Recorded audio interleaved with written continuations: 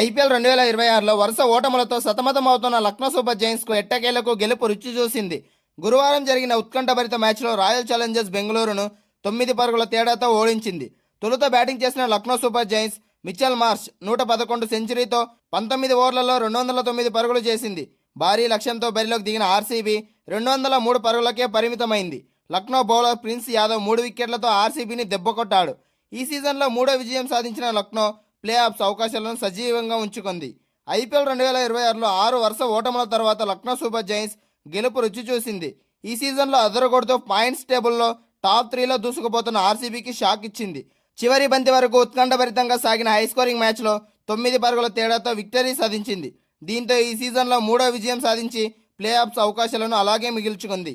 ఈ మ్యాచ్లో తొలుత బ్యాటింగ్ చేసిన Lucknow super Giants Mitchell Marsh 56 బంతుల్లో 111 రన్స్తో భారీ స్కోర్ చేసింది. వర్షం కారణంగా ఈ మ్యాచ్ను 19 ఓవర్లకే కుదించగా ఇందులో లక్నో 3 వికెట్ల నష్టానికి 209 పరుగులు చేసింది.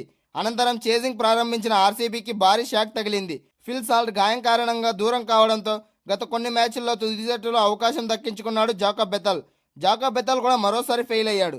విరాట్ కోహ్లీ కూడా డకౌట్ కావడంతో ఆర్సీబీ కష్టాలు రెట్టింపయ్యాయి. ఈ సమయంలో పడిక్కల్ 25 బంతుల్లో 34 రన్స్తో కలిసి జట్టును రజిత్ పడిదార్ 31 బంతుల్లో 61 రన్స్ జట్టును ఆదుకున్నారు.